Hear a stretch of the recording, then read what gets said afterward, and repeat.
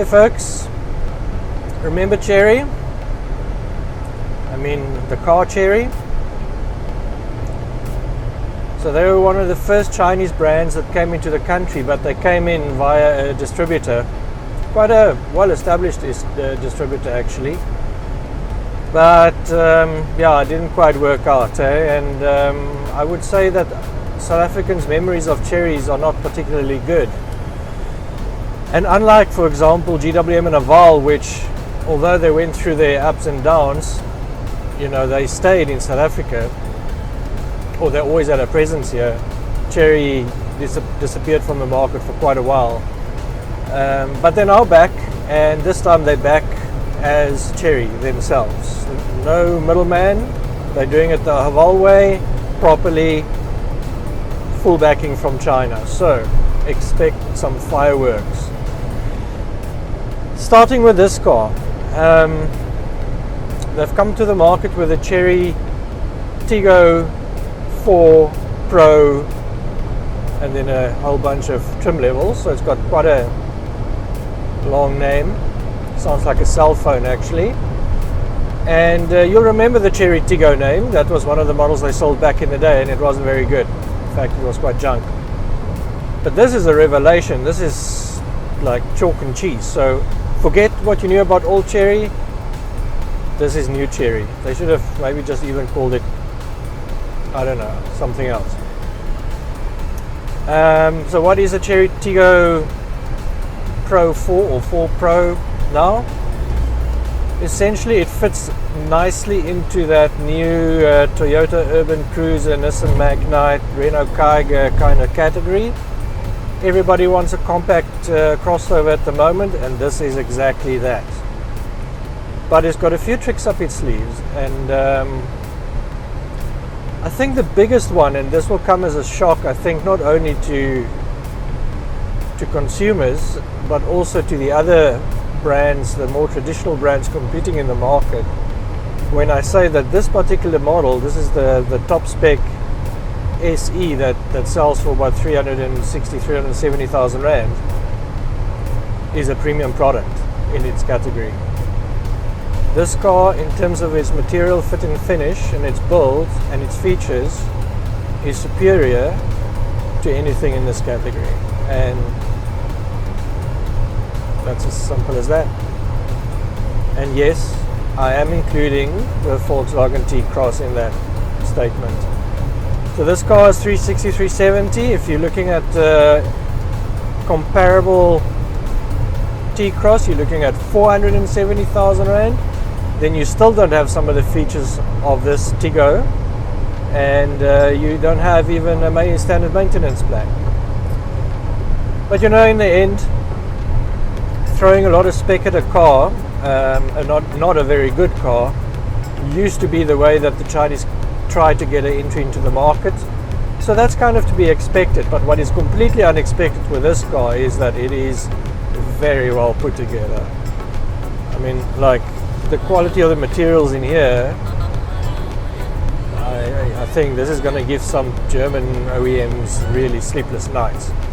So obviously I will show some close-ups and so on, but what you get inside is full digital instrumentation, a lovely big digital touch screen with Android Auto and Apple CarPlay connectivity. You've got these lovely gloss black surfaces with touch sensitive panels, black and red leather, stitched leather surfaces, and it's just even the little pad where you rest your cell phone, it's got this lovely rubberized texture to it and a nice pattern to it. It just feels like the attention to detail has been really good. Also got a sunroof as standard, reverse camera as standard, cruise control is standard, you've got sport and eco modes, dual zone climate control. So there's a lot of features in this car. So let's talk about powertrain. This car has this top spec one anyway, has a 1.5 litre turbocharged engine. It pushes out just under 110 kilowatts and think just over 200, around 210 Newton meters of torque, which is actually very similar to what you get from a Volkswagen T-Cross 1.5 turbo. And but unlike the Volkswagen, which has a dual clutch transmission, this has a CVT, and usually a CVT is not a good thing. Not many car companies have been able to make CVTs that actually are pleasant to drive. This one, bizarrely, it is very good in the sense that you don't notice it. You're not constantly reminded in normal driving that it's a CVT. In fact, you're just not aware of there being a transmission, to be honest. If you do want to do manual shifting, which I do not think many people in this vehicle will do, is you can tap the lever to the right and you can have little up and down shifts, and there's 9 actual shift points. So that's cool. Engine is very smooth. It's got sufficient power. I think it's probably even a little bit more refined than the engine in the Haval Jolion, which is probably the elephant in the room kind of in terms of rivals, and we'll get to that later. In terms of efficiency, this is definitely better than the Haval Jolion. Chery, it is very difficult to get fuel consumption claim figures out of other Chinese brands. I should know, I used to work for one of them. But from what I can see thus far, and keep in mind this is not all my own driving and captured in the data in front of me, is you should be okay at around 9 liters per 100 kilometers, which is a lot better than what we managed to average on the Haval Jolion. Yeah, very pleasant to drive, very comfortable, keeps up with traffic, seems to be efficient, doesn't seem overstressed. And actually that whole thing, the overstressed part, just reminds me is that there's a feeling of integrity around this car, which I really didn't expect. Mechanical integrity, sort of structural integrity, build integrity, and then the sort of the fit and finish is just, yeah, it's superb. If I can criticize a few things, and it's maybe a little bit harsh because it is a particularly windy day in Cape Town again, is that there is some road noise and wind noise, even at like 100 kilometers per hour. But I mean, not nearly bad enough to be a deal breaker. So I guess the question is, could the Chery Tiggo 4 Pro be your ideal little family runabout?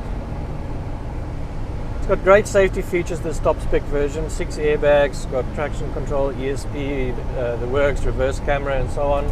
It doesn't have that like super advanced layer of advanced tech of, for example, the Haval Jolion, but then there is no other vehicle that has that anyway, and you would pay more for that, although not a lot. This car is similar in size to a T-Cross, so similarly spacious, but I think the boot is maybe slightly bigger, and the rear legroom also looks a little bit better. So yeah, it's for a family of 4, maybe 3 small kids at a squeeze. This is a very well packaged, comfortable, luxurious even family car, and it's 370,000 rand. So definitely worth considering from that point of view. Now the big question: how does this Chery Tiggo 4 Pro SE compare with its rivals? Well, because it is priced at around 360, 370,000, it's sort of priced between your upper spec Toyota Urban Cruisers and Suzuki Vitara Brezzas and almost, at top spec Haval Jolion level, which is which is a pretty tough competitor. But then the Volkswagen T-Cross is just a lot more expensive. So I would say this. It is a more substantial feeling car than any of its Indian built rivals. And so that's your Toyota and your Suzuki and the Renault and the Nissan Magnite as well. It just feels like a superior product in I think every possible way. Is it a better buy at about 30,000 less than the top spec Haval Jolion? That's a more difficult thing to figure out, because the Haval Jolion is more spacious, it's a bigger car, and that top spec Jolion has super advanced safety features. I would say that this probably has the better drivetrain than the Jolion, but that is probably, you know, if the fuel consumption of the Jolion just is too much to swallow, then I would definitely say look at this rather. But I think you just can't really beat the Jolion's value for money at that high level, at the high spec level. It's interesting that we've come to this point where, you know, the two vehicles that are sort of leading the pack in this very, very seriously competitive category and big volume category are actually Chinese cars. And you may wonder about reliability and long-term durability and these kind of things, but you know, like Haval, Chery is putting its money where its mouth is. 5-year 100,000 warranty, 5-year 60,000 service plan,